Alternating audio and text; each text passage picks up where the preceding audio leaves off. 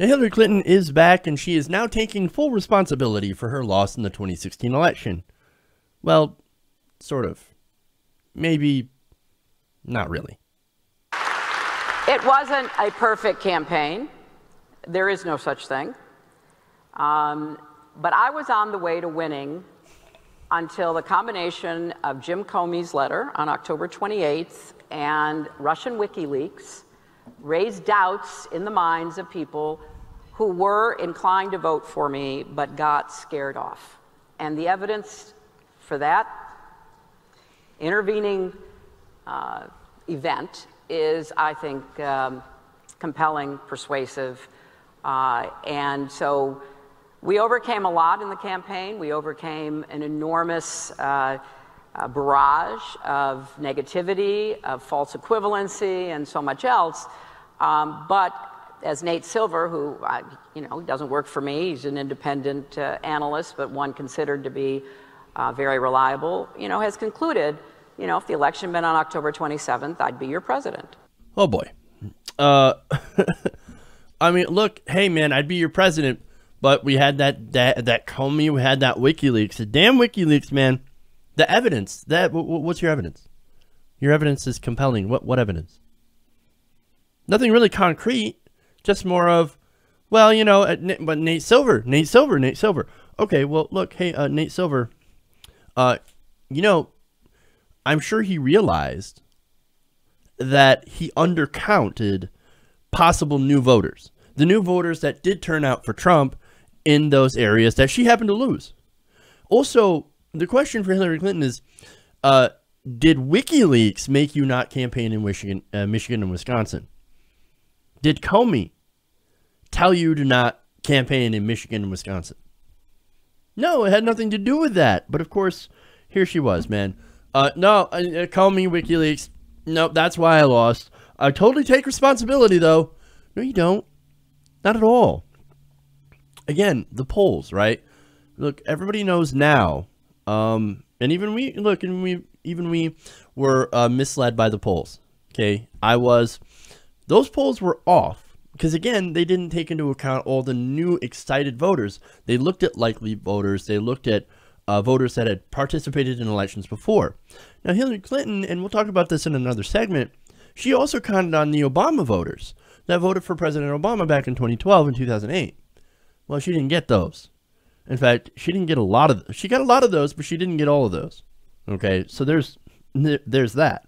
Now, another reason that she was absolutely wrong and off base is that WikiLeaks and the Comey letter, they didn't scare off voters that were thinking of voting for you but didn't. I mean, Hillary Clinton, she doesn't get to say that because she is the most well-known politician in America. Everybody knows the Clintons. Everybody knows who she is. Everybody knows what she's about because she's been in the public eye for, what, 3 decades now? A very, very, very long time.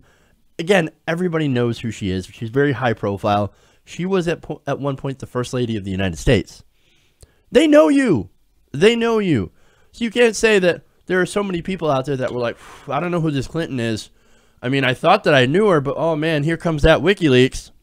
Here comes that Comey letter. Ooh, that scared me off. I'm going to vote for this insane clown. No, that's not what happened. That's not what happened. Look, people, again, have known you. They've had an opinion of you for decades, Rand. WikiLeaks and Comey, that was not a significant factor into what you lost. Again, it was not going to those Rust Belt states and not focusing on the economy. Too many Americans right now believe that the Democratic Party and Hillary Clinton specifically, or the Clintons, only serve the richest Americans. They only serve the 1%. All WikiLeaks did was reinforce that. And also how they showed how the Democratic Party screwed over the one guy that actually was speaking to those Americans who were concerned about the economy, who were concerned about income inequality, Bernie Sanders. Bernie Sanders being the most popular politician in America. And you know why? It's not because he's like, the guy's like a frumpy socialist from Vermont. But it turns out people, when they heard his message, when they heard his policies, were like, damn, I can get behind those policies because guess what? They're not going to help the wealthy. They're going to help me. They're going to help my family. They're going to help people that I know. They're going to help most Americans. So let me give you an example. Single payer, which Hillary Clinton famously said, never going to happen. Over 80% of Democrats support that. And over half of all Americans support that. That includes a high majority of Republicans that support a single-payer government option. Or I'm sorry, that support single-payer Medicare for all and not a public option, not just a public option. Now, also living wage. Hillary Clinton, your campaign, said that $12 was enough. Not 15, 12. And she never really did go and back the Fight for 15 movement. She never walked out there with the unions. Bernie Sanders, however, he went out there and walked with the unions. All throughout the campaign, she decided not to support progressive change. The types of progressive policies that are wildly popular with the American people. So at best, you can say Hillary Clinton was just incredibly out of touch with everyday Americans, with everyday regular people. And look, that happens. You get put into this Washington bubble, and that's definitely where she's at. And even Barack Obama fell into that Washington bubble, that special interest bubble, that donor bubble. Okay, and they listen to their consultants, they listen to the donors, and they make decisions based on that, not on the American people. So now, what is that old saying? And I love this. It's the economy, stupid. Now, who came up with that, by the way? That was James Carville. James Carville happened to have worked in Bill Clinton's campaign. So that's the message, though. It's the economy, stupid. Well, guess what? Most of these Americans that voted against Hillary Clinton were voting because of economic issues. So, but they didn't talk about that. They didn't talk about how to fix that. They didn't have a vision. All she talked about was how bad of a person Donald Trump is. And don't get me wrong, Donald Trump is a bad person. But you can't run a campaign based on, hey, this guy sucks. How about that guy sucks, but you know what? His policies are worse. Here are my policies that are better. Here's my change. Here's what I'm going to bring to you. Here's a positive vision of America that I want to show to you guys. And I want you to vote for this because I want to do this for you.